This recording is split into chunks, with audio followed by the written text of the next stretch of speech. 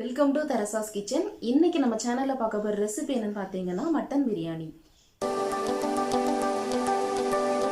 இந்த மட்டன் பிரியாணி செய்யறதுக்கு மட்டனை தனியா குக்கர்ல வேக வைக்கலாம். ஆனா வெங்காயம் தக்காளி வதக்கிட்டு அந்த மசாலா கூட மட்டனை வேக வச்சோம்னா மட்டன் பிரியாணி இன்னும் சுவையா இருக்கும். நான் இன்னைக்கு இந்த மாதிரி தான் ட்ரை பண்ண போறேன். இப்போ இந்த மட்டன் பிரியாணி எப்படி செய்யலாம்னு நம்ம வீடியோக்குள்ள பார்க்கலாம் வாங்க.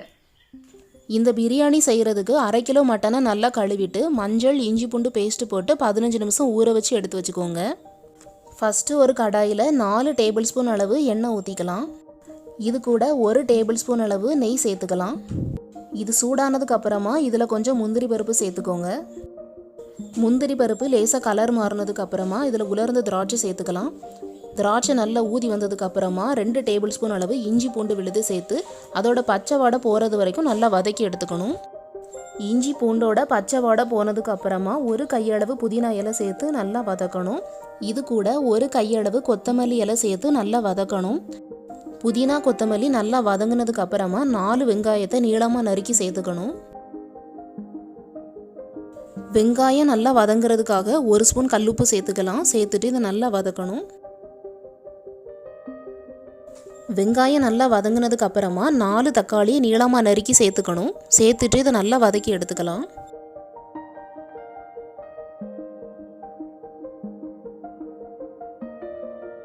தக்காளி நல்லா வதங்குறதுக்காக ஒரு 1/4 டம்ளர் தண்ணி ஊற்றி ஒரு மூடி போட்டு மூடி வச்சிடலாம்.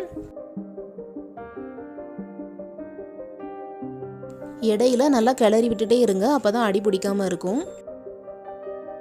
தக்காளி நல்லா வதங்கினதுக்கு அப்புறமா இதில் 2 ஸ்பூன் மிளகாத்தூள் சேர்த்துக்கலாம். உங்களுக்கு காரம் அதிகமாக பிடிக்காதுன்னா கொஞ்சம் கம்மியாக சேர்த்துக்கோங்க, அப்போ சரியாக இருக்கும்.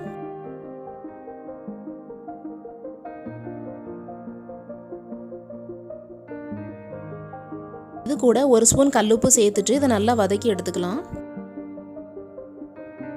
இப்போ ஊற வச்ச மட்டனை இதில் சேர்த்துக்கலாம். சேர்த்துட்டு இதை நல்லா கிளறி விடுங்க.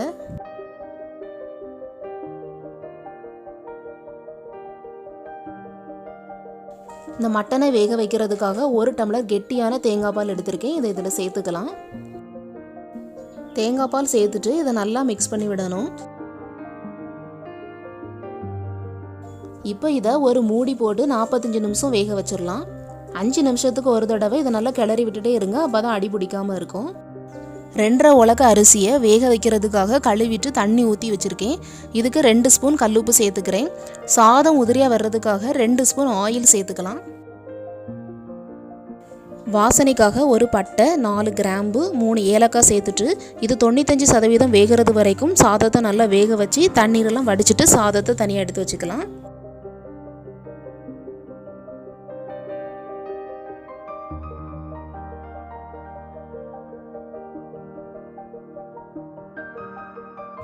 மட்டன் நல்லா வெந்ததுக்கு அப்புறமா வேக வச்ச சாதத்தை இதில் சேர்த்துக்கலாம்.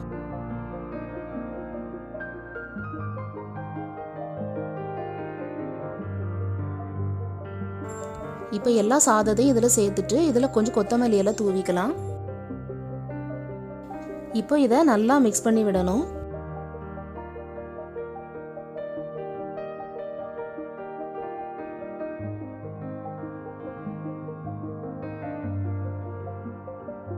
சாதம் எல்லாத்தையும் நல்லா மிக்ஸ் பண்ணதுக்கு அப்புறமா ஒரு மூடி போட்டு மூடி வச்சிடலாம். இது தம் போடுறதுக்காக மேலே வெயிட்டான குக்கர் எதையாவது தூக்கி வச்சுட்டு இதை சிம்மில் 5 நிமிஷம் வச்சிடலாம். 5 நிமிஷம் கழித்து அடுப்பை ஆஃப் பண்ணிவிட்டு ஒரு 5லிருந்து 8 நிமிஷம் வச்சுட்டு அதுக்கப்புறமா திறக்கலாம். 8 நிமிஷம் ஆயிருக்கு. இப்போ திறந்து பார்க்கலாம் பிரியாணி எப்படி இருக்குன்னு. பிரியாணி சூப்பராக வந்திருக்கு. இப்போ இதை இன்னொரு பாத்திரத்துக்கு மாற்றிடலாம். சூப்பரான சுவையான பிரியாணி ரெடி ஆயிடுச்சு. இதை நீங்களும் வீட்டில் ட்ரை பண்ணி பாருங்கள், எப்படி இருந்துன்னு கமெண்ட்டில் சொல்லுங்கள். இந்த மட்டன் பிரியாணி ரெசிபியை நீங்களும் வீட்டில் ட்ரை பண்ணி பார்த்து எப்படி இருந்துன்னு கமெண்ட்டில் சொல்லுங்கள்.